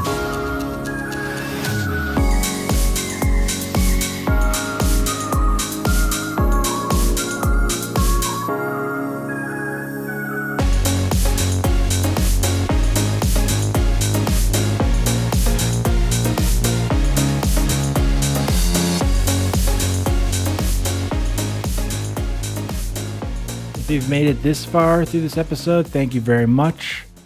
If you've listened to both parts 1 and 2, thank you even more. All right, let's conclude. Let's explore some big picture, conclusive reflections upon our wildly diverse and thoroughly deep dive into everything related to seafood, fishing, and the health of our oceans. To put it succinctly, things aren't going well on those 3 points and are inarguably worsening. The vast ecosystem of our oceans is being decimated and polluted, and is far more important to us than just being a food source. We are playing with fire in a way we don't completely understand. Still, we do understand how integral this ecosystem is to the health of the overall planet. Most of the animals that make up our seafood are being fished in a manner that makes it clear they're headed towards extinction. And in the fishing process, we are creating massive collateral damage. Not only that, but those creatures are absorbing much of the byproducts of modern human existence, and it's difficult for that to be avoided due to the nature of the medium of their existence, the interconnected oceans. So what can we do about this? Okay, let's start with what should happen in a perfect world. Farm fish should be used instead of wild-caught fish when it works for the species. There should be good oversight of those farms, and they should be allowed ample space to have the healthiest fish. Unlike on land, these farms could, in theory, be as big as they need to be, as they won't encroach on humans' habitat. We must recognize that when fish are commodities as opposed to natural resources, we treat them, and in the long run, ourselves and our oceanic ecosystem, much better. The farms need to meet strict Western regulations for the health of the fish, the ecosystem it's in, and the labor used to make it. We should let the wild-caught only fish species remain untouched for at least a few generations. I know, that sounds crazy, but we should do it. Just like they had to do in Canada. They need time to replenish, or we will lose them forever. We should let communities in poor regions fish their own waters as they need to for food, or better yet, provide them with alternative food options. But in reality, those aren't the communities that do deep sea fishing on an industrial scale, which is the real issue that needs to be addressed. We can't command countries to stop being evil in their own waters. Still, we can make efforts to stop people in international waters. The West should refuse to buy fish that don't meet sustainability rules. We should pressure other countries with our dollars, boycotts, sanctions, and political pressure. We know that doesn't make other people bend to our will, but we should let this problem be known, and we should try. Ideally, we would implement ways to communally and completely rethink fish, as well as educate people about the health, sustainability, and general ecosystem implications of a collective diet heavy in seafood. Seafood should be an expensive and rare treat. In the era of globalization, the U.S. Navy, post-World War II, made the seas safe for international shipping. There should be a coalition of willing governments that use their navies to stop illegal fishing and illegal fishing tactics, probably starting with the NATO countries. This should become a priority, and it would be money well spent. It wouldn't require different materials or infrastructure, just a different manner of thought. We cannot discuss what rules would help us secure these species' future and the oceanic ecosystem's health until we can address the rampant illegal fishing already occurring under our noses in all corners of the world. Okay, now let's discuss what can be done in the real world. Honestly, the first step, the necessary step, is simple. But simple in no way whatsoever means easy. Man, this is so simple. It's almost corny, but we need to care. And we need to care about knowing what's going on all around us. We need to care about the creatures in the oceans. We need people to know about the precipice many species find themselves on. We must collectively care about this ecosystem for non-toxic food, for our oxygen creation, for our CO2 sequestering, and for healthy interconnected economies. It matters not if you consume seafood or not. It affects you, and you need to care about it. Seafood consumers must care about what species they buy, from whom, and from where. If you consume seafood often, please vote with your wallet, as they say. Use the resources I discussed before, or seek out others. With helpful websites and apps sitting on a device in your pocket that can give you feedback on a purchasing decision within seconds, why not? We just need to care to put in a little bit of effort and novel thinking. It will only feel odd the first time. And please, make seafood a rare treat. We can do that. Your body and the earth will be better for it. Seafood in its current form shouldn't be a staple in anyone's diet. And if you can, maybe consider cutting out seafood altogether. Or, realistically, at the very least, sticking only to well-farmed or unquestionably sustainable options. That's it, people. If you have stuck with me for the 30,000 words plus of these 2 episodes on seafood fishing in the oceans, again, I thank thee. The fancy details have already been exhausted. As with many things in life, we're left with a simple yet tricky reality. We need to care, and we need to start doing it now. We need to start doing it collectively. At the end of the day, this isn't about telling people what food to eat. This isn't about taking care of marine life in some hippie-ish way where we want to save all animals possible for saving's sake. We can be slightly selfish about this topic. This is about taking care of the oceanic ecosystem, taking care of the planet so that it can continue to support human life as best it can, so that it can provide food well into the future, so that the oceans will support and feed our children like they do for us. Go ahead, be selfish about it. You should still reach the same conclusions. Please share these episodes if you learned anything at all or just enjoyed them. People can't care before they know. Okay, I said care too much. Hopefully it was so annoying that it made it impact. This soapbox is getting too slippery. So, I bid you adieu.